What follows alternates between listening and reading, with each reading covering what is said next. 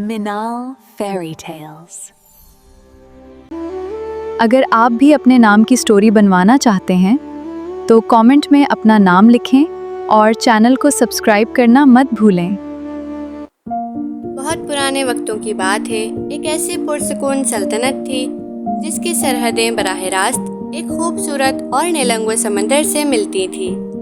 اس محل کے شیشے کے جھروکے ہمیشہ سمندر کی لہروں کو چھوتے رہتے تھے۔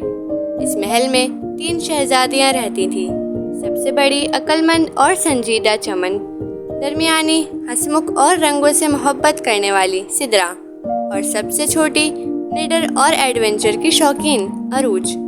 تینوں بہنوں کا روز کا دستور تھا کہ شام ڈھلے وہ محل کے عقبی چبوترے پر بیٹھ کر سمندر کی لہروں کا گیت سنتی۔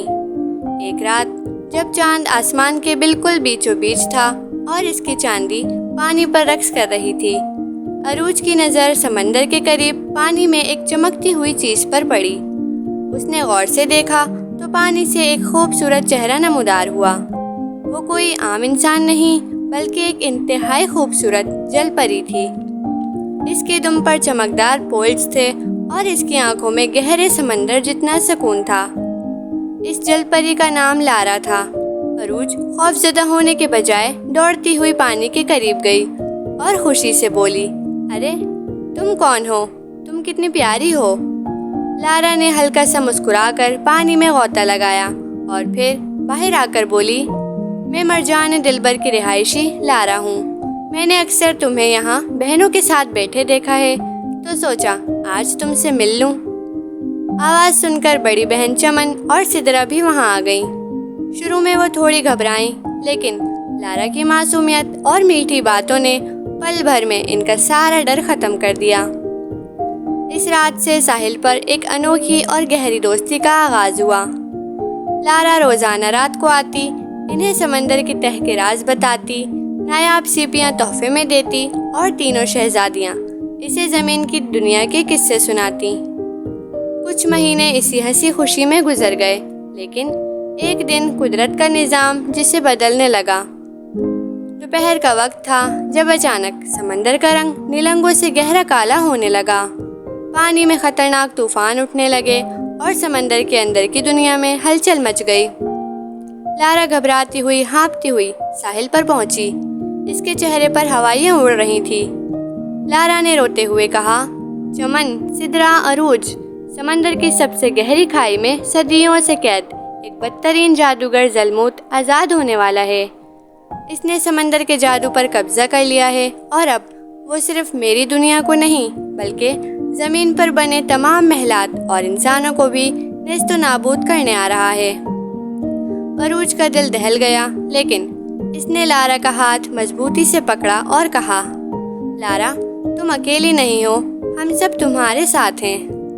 لارا نے کانپتی آواز میں بتایا کہ ظلمت کو روکنے کا صرف ایک ہی طریقہ ہے، سمندر کے اندر موجود طلسمی روشنی کا پتھر حاصل کرنا، جو صرف 3 بہنوں کے سچے پیار اور اتحاد کے ذریعے ہی مل سکتا ہے۔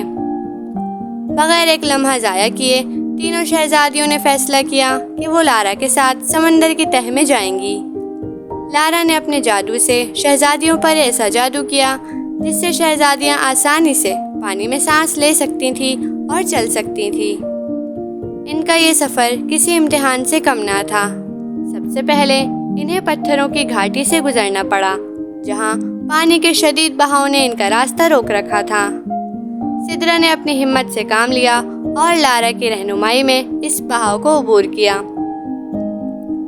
آگے چل کر اندھیرے کا جنگل آیا، جہاں ہر طرف خوفناک سائے منڈلا رہے تھے اور عجیب آوازیں آ رہی تھیں۔ عروج ڈر کر پیچھے ہٹنے لگی، لیکن چمن نے اس کا ہاتھ مضبوطی سے پکڑ کر اس کا حوصلہ بڑھایا۔ آخرکار وہ سب سمندر کی سب سے اتھاہ گہرائی میں اس مقبرے تک پہنچ گئیں جہاں وہ طلسمی روشنی کا پتھر موجود تھا۔ اور عین اسی جگہ ظلمت، کالی آندھی اور دھوئیں کی شکل میں ان کے سامنے آ کھڑا ہوا۔ ظلمت نے ایک کہکہا لگایا جس سے سارا سمندر لرز اٹھا، نادان لڑکیوں، تم موت کے منہ میں خود چل کر آئی ہو، اس جل پری کی خاطر تم اپنی جانیں ہار بیٹھو گی۔ زلموت نے اپنے کالے جادو سے ایک خوفناک لہر پیدا کی جو سیدھا لارا کی طرف بڑھ رہی تھی تاکہ اسے ختم کر سکے۔ اسی لمحے چمن، سدرا اور عروج نے ایک دوسرے کا ہاتھ تھام لیا۔ ان تینوں بہنوں کے دلوں میں اپنی دوست لارا کے لیے جو خلوص اور سچا پیار تھا، اس نے ایک معجزہ کر دکھایا۔ ان کے جسموں سے ایک انتہائی تیز سنہری اور سفید روشنی نکلی جو لارا کے نیلے نور کے ساتھ مل کر ایک بہت بڑا طاقتور دائرہ بن گئی۔ وہ نور اتنا شدید اور طاقتور تھا کہ اس نے زلموت کے پورے شہر کو جلا کر راکھ کر دیا۔ زلموت ایک خوفناک چیخ مارتا ہوا ہمیشہ کے لیے سمندر کی سیاہی میں غائب ہو گیا۔ طوفان تھم چکا تھا، سمندر کا پانی پہلے سے بھی زیادہ شفاف اور نیلنگو ہو گیا تھا، اور سلطنت زرگون ایک بار پھر امن و سکون کا گہوارہ بن گئی۔ لارا خوشی سے رو پڑی اور اس نے تینوں بہنوں کو باری باری گلے لگا لیا۔ اس دن کے بعد سے زمین اور سمندر کے درمیان دوستی کی ایک ایسی مثال قائم ہو گئی۔